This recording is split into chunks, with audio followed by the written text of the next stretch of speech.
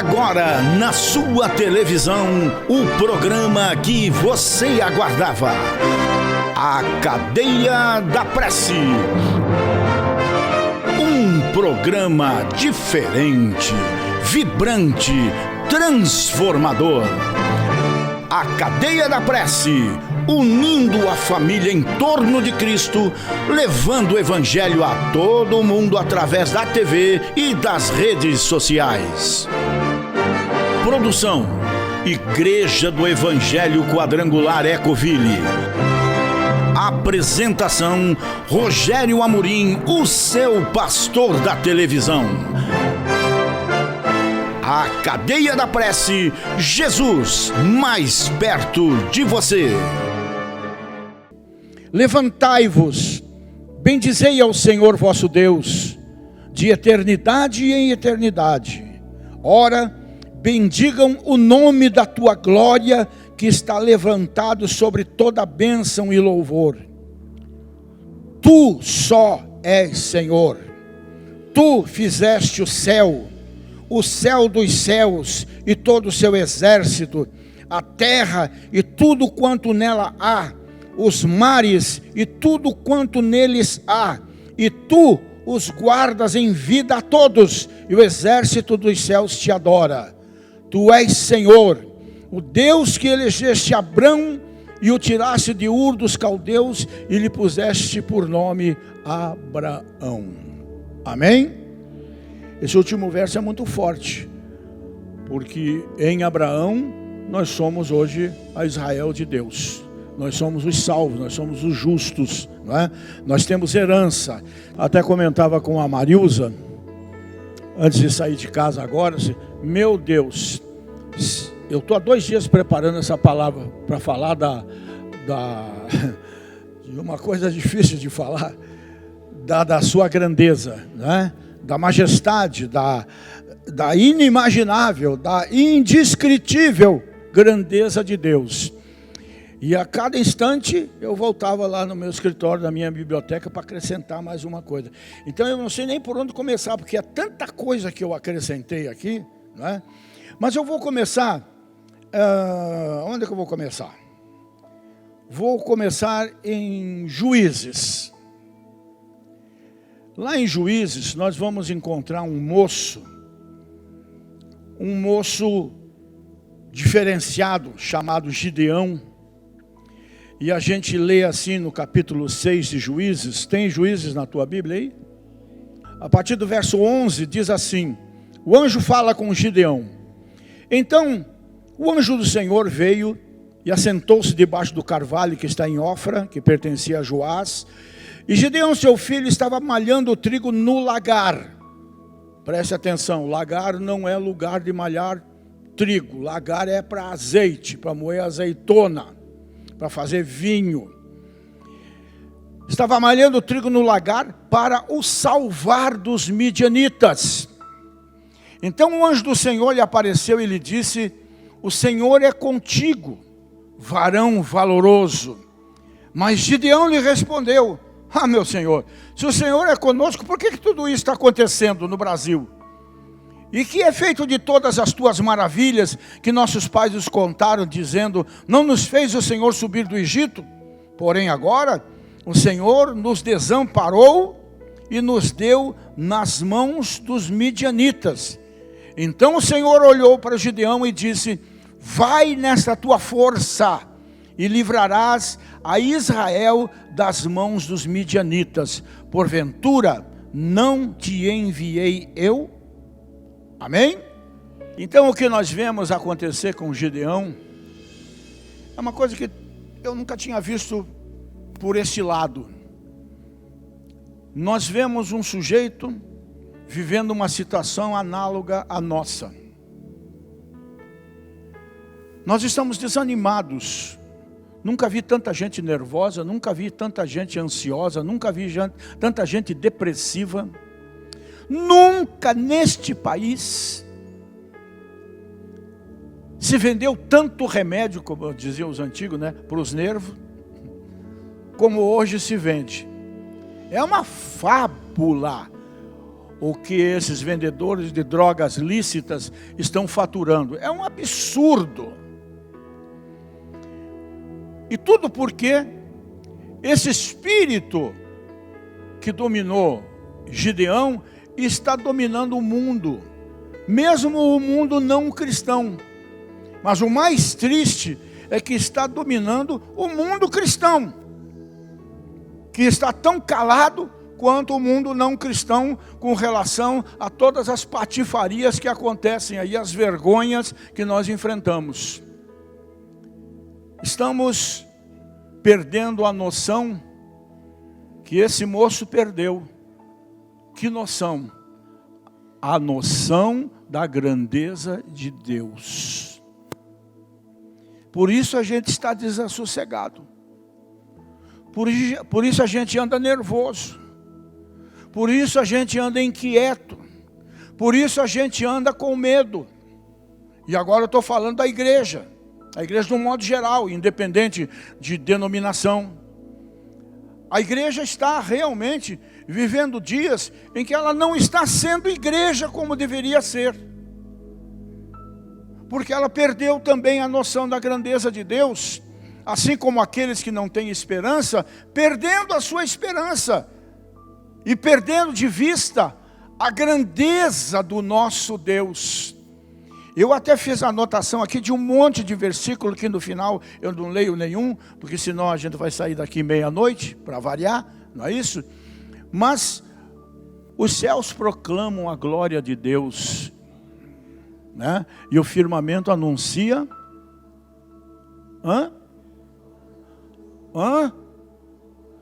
Bíblia neles, pastor Rogério. Firmamento anuncia as obras da sua mão. E nós esquecemos de versículos assim bem conhecidos como este, por exemplo, e deixamos de procurar outros versículos que nós encontramos no livro de Salmos, lá em Josué, o profeta Naum, o profeta Isaías, o capítulo 38 de Jó, então, é um primor. É um primor para mostrar a grandeza do nosso Deus. E quando a gente perde de vista a grandeza daquele que nos salva, que tem, como eu disse esses dias aqui, um amor exagerado, a gente se perde no medo. A gente se perde na desconfiança. A gente deixa de acreditar na palavra como um todo. Porque tudo que nós gostaríamos de ver é toda essa gente que, principalmente no carnaval, mais uma vez, né, apresentaram nas avenidas todas aquelas barbaridades contra Deus, sua palavra e sua igreja. Essas artistas malucas que não sabem a condenação que estão chamando para si, nos agredindo dessa forma tão absurda como eles têm feito. E a nossa vontade, a vontade do homem, do velho homem que ainda teima em viver em nós, é que viesse um raio do céu, como disseram os apóstolos para Jesus, né? Manda vir fogo do céu e acaba com essa raça aí. E no fundo, é o que a gente até pensa, é o que a gente até veladamente deseja, não por uma questão de vingança, mas para que a grandeza de Deus seja vista pelas nações. Mas a grandeza de Deus não é vista dessa maneira.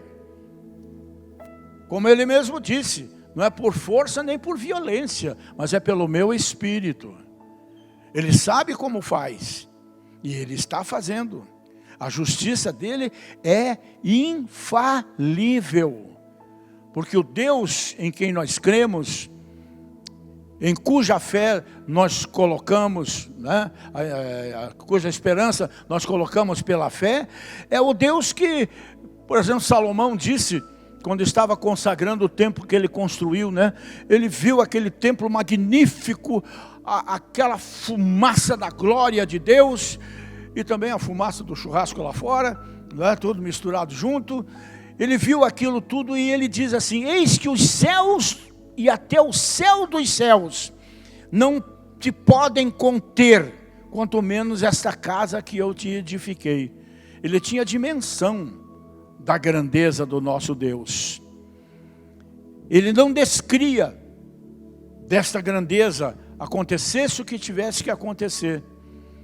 E hoje, gente, nós estamos vendo a própria igreja de Cristo relativizando Deus, relativizando o Evangelho. As coisas estão muito perigosas no meio evangélico em todo o mundo, mas muito. A sutileza do maligno é uma coisa absurda. E nós temos que tomar muito cuidado.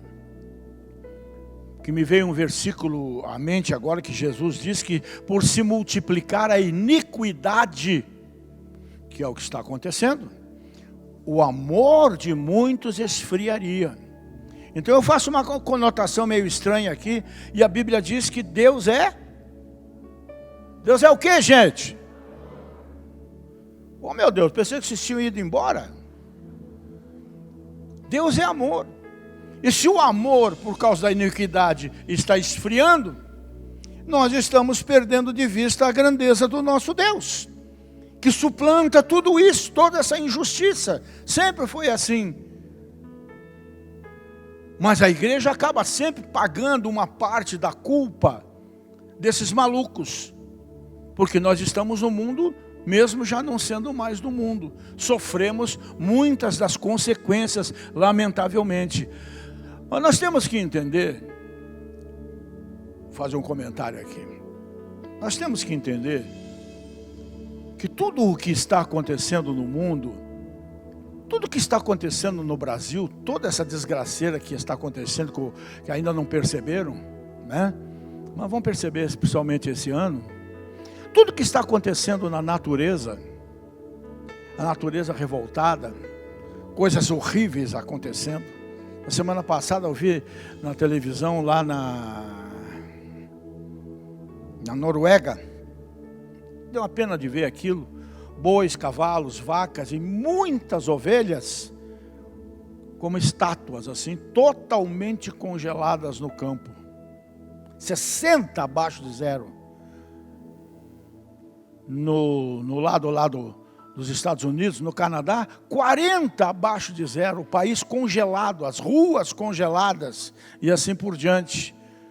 Em outro lado do mundo, uma seca devastadora, com incêndios impressionantes, como aqui mesmo, pertinho de nós no Chile. Em outros lugares, tsunamis, enchentes terríveis. Em alguns lugares, a terra secou completamente, secado. Partes de muita produção agrícola nos Estados Unidos, os fazendeiros abandonaram tudo, casa, tudo. Abandonaram e foram embora, porque não chove lá há anos. E isso também afeta a economia, sem dúvida nenhuma. E por que essas coisas estão acontecendo? Porque Deus está permitindo. É só você se voltar para as Escrituras e você ver que tudo isso é um corretivo de Deus que Ele permite. É um corretivo de Deus, procurando chamar a atenção da humanidade para o seu Criador e da igreja para o seu Salvador e Senhor. E nós não estamos nem aí para isso. Nós estamos perdidos nas nossas vaidades, nas nossas invejas, nos nossos orgulhos, nas nossas arrogâncias, nos nossos desejos, no nosso egocentrismo, infelizmente. E então as coisas vão acontecendo. Não esqueçam que Faraó foi o que foi para Israel, para que a glória do Senhor fosse manifestada através dele nas 10 pragas. Foi Deus quem endureceu o coração de Faraó. Foi Deus quem endureceu o coração de Nabucodonosor, inclusive para destruir o templo que lhe foi construído, porque ele já não aceitava mais as festas. E, poxa, tem palavras aqui muito pesadas a respeito disso, né? Não aceito mais suas festas, me dá nojo. Seus cultos, seus cânticos, seus instrumentos, eu não quero mais ouvir isso. Isso me faz mal para o estômago. Está na Bíblia, eu não estou entendendo, não estou inventando. E hoje nós estamos vivendo mais ou menos isto. Estamos vivendo uma apostasia sem tamanho, heresia para tudo quanto é lado, não é isso? Então Deus está permitindo que os midianitas venham contra o seu povo e um moço como Gideão esteja lá escondido, de madrugada, malhando o milho, para a família dele ter o que comer, antes que venha o leão e leve toda a parte do trabalho deles. Parece que a gente está falando dos dias de hoje, né? Mas nunca vamos esquecer de uma coisa. Em todo esse tempo, os 400 anos no deserto, depois os 40 em que morreu toda aquela geração incrédula, dos 10 espias, menos 2, né? Que era Josué e Caleb, que completavam os 12. Nunca esqueço de uma coisa, gente. Tudo tem o seu tempo.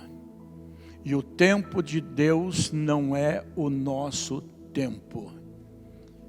Não se apavore, não se desespere, não desista, não tome atitudes precipitadas, mas continue de todo o seu coração esperando em Deus que é justo e fará justiça. Nesses textos que nós lemos aqui nessa noite, em Neemias, nós vamos ver 3 coisas realmente gloriosas, não é? Do verso 6, do verso 5 ao verso 7 pelo menos, né? Em primeiro lugar, no verso 9, no capítulo 9, verso 6 diz assim, primeira parte do verso: Deus é exaltado pela criação do universo. Está escrito: só tu és Senhor, tu fizeste o céu dos céus e todo o seu exército, a terra e tudo quanto nela há, os mares e tudo quanto há neles. Então a gente chega a uma conclusão muito simples. Essa história de Big Bang, de isso, de aquilo, de meteoros imensos, isso e aquilo e tudo mais, é que desenhou o mapa mundi. Não, Deus colocou cada peça no seu lugar. Esses dias eu estava assistindo um documentário em que falava a respeito do Sol, que é milhões de vezes maior do que a Terra, e cabe milhões de vezes não, 114 vezes maior do que a Terra, mas cabe milhões de terras dentro do Sol. E isso não acontece por acaso, isso é a ciência que comprova. Eu vou dar uma metragem que eu não sei se é a correta, vou deixar assim por tipo 20 quilômetros, 30 quilômetros, 40 quilômetros, 50 quilômetros, qualquer coisa de quilômetro aí. Nós estamos de tal maneira próximo do Sol, que se nós nos aproximarmos 5, 10 quilômetros, nós vamos virar torradinho. Se nós nos afastarmos 5, 10 quilômetros, nós vamos congelar. E como é que eu posso acreditar que isso aconteceu por acaso? Não tem acaso. É a grande mão de um grande Deus colocando todas as coisas nos seus devidos lugares. O universo não surgiu espontaneamente e nem veio à existência mediante a chamada explosão cósmica. Nada é por acaso, tudo tem o dedo de Deus. O universo não é resultado de uma evolução de milhões e milhões de anos, mas foi criado por Deus. O que Darwin inventou, que é uma teoria, não tem nada comprovado, ele não comprovou nada, eu concordo com ele. Realmente tem a mutação das espécies devido à necessidade dos lugares em que habitam, mas transformar um macaco em homem, vamos e venhamos, esqueceu da alma, esqueceu do espírito, esqueceu que nós não somos a parte animal, nós só estamos nela. que o Espírito foi Deus quem gerou, e não gerou, em lugar nenhum está escrito o espírito do macaco, até porque ele não tem, mas nós temos. Então, antes da criação, gente, só Deus existia. Não tente pensar muito nisso não, senão você fica chamando Jesus de Genésio fácil, né? E ele, sendo o único Deus, trouxe à existência as coisas que não existiam. E hoje a ciência está descobrindo montanhas e outros planetas, e até descobriram que Vênus foi rebaixada a uma estrela, porque nunca foi um planeta. Hoje a ciência está hiper avançada, e eu estou amando isso, porque a ciência está comprovando tudo que a Bíblia diz. As escavações, então, espetacular, comprova tudo o que a Bíblia diz, né? Então, gente, Deus criou tudo do nada, ou seja, sem matéria pré-existente. Colocou as coisas nos seus devidos lugares, e em linguagem resumida, Neemias aqui escreve o que Deus criou: tudo no céu, tudo na terra, tudo nos mares, o universo imenso, insondável, com sua multiforme beleza, tudo isto é obra do Criador. Deus é Senhor, Deus é Criador, Deus é Redentor. Ele não apenas criou todos os seres no céu, na terra, no mar, mas também a todos preserva com vida, está escrito aqui. E além disso, Deus escolheu um povo. Em Abraão escolheu um povo, em Jesus escolheu outro povo, e esse outro povo somos nós, a Israel de Deus hoje. Em Abraão somos herdeiros. Em Abraão somos herdeiros. Cada vez que você vê o nome de Abraão nas Escrituras, pense em você mesmo, porque você faz parte daquela multidão de filhos que Deus lhe prometeu, né? Então, o Deus que elege é também o Deus que chama, e o mesmo Deus que chama é também o Deus que resgata. É o que a gente vê nessa história aqui. Deus nos escolheu antes da fundação do mundo e nos chamou. E pasme você, apesar de tudo aquilo que nós pensamos de nós mesmos, nos chamou para uma santa vocação. Você não está aqui só para ouvir, você está aqui para agir em seu próprio benefício, em benefício da família e em benefício da sociedade. Jesus não vai voltar para pregar o Evangelho novamente, Ele vai vir para buscar um povo salvo. Mas esse povo só vai ser salvo se os salvos fizerem salvos. Não é pastor que ganha ovelhas, é ovelha que se multiplica entre si. Se você olhar para os lados aí, você vai encontrar alguém que você trouxe para a igreja. É uma vergonha para nós isso. É uma vergonha. Entra ano e sai ano na igreja e não traz uma pessoa para o nosso meio. É a figueira improdutiva. Se cuide. Estamos pensando demais em nós mesmos e não conseguimos enxergar a necessidade nem da nossa família, quanto mais do nosso vizinho ou do nosso colega de trabalho. Fale do amor de Deus, fale de Jesus, fale da grandeza do seu Filho, porque Ele nos resgatou com o sangue do seu Filho e nos selou com o seu Espírito Santo. É Ele mesmo vivendo em nós. Fomos separados dentre todas as nações para sermos uma nação santa. Nós, o povo de Deus. Nós somos uma nação dentro da nação chamada Brasil. Nós somos o povo de Deus. Fomos resgatados dentre os povos de um modo geral, né? Para sermos um povo totalmente seu. E como diz um texto nas Escrituras, zeloso de boas obras, para fazer alguma coisa acontecer. Somos o povo de Deus, somos a família de Deus, somos a habitação de Deus, temos nele todo a nossa alegria, e a Ele rendemos toda a nossa adoração. O que pode o maligno fazer contra a minha vida. Até pode, se eu permitir. Mas se eu resistir, com certeza o meu Deus grandioso fará esse inimigo correr.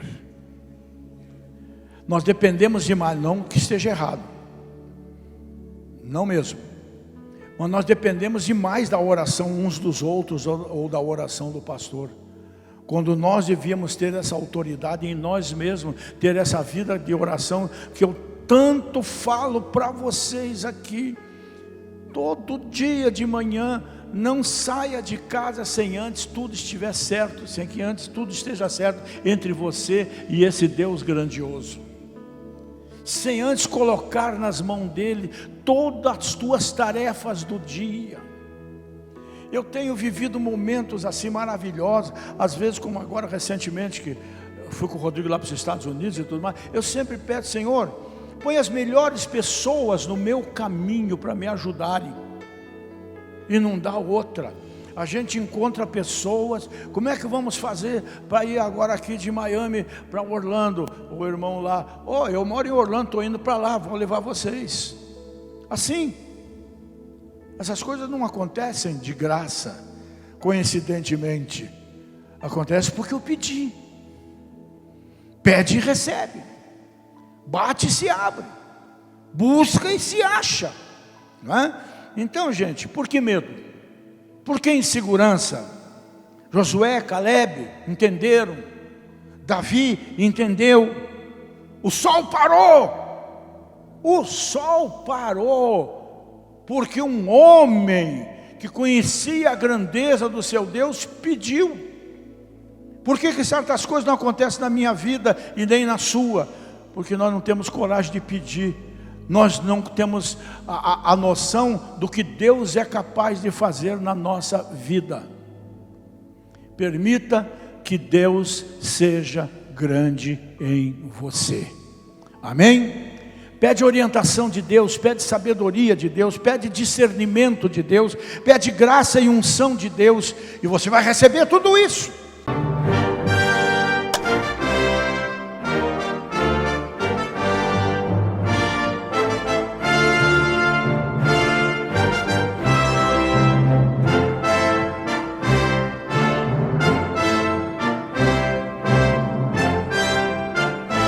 A Cadeia da Prece, Jesus mais perto de você.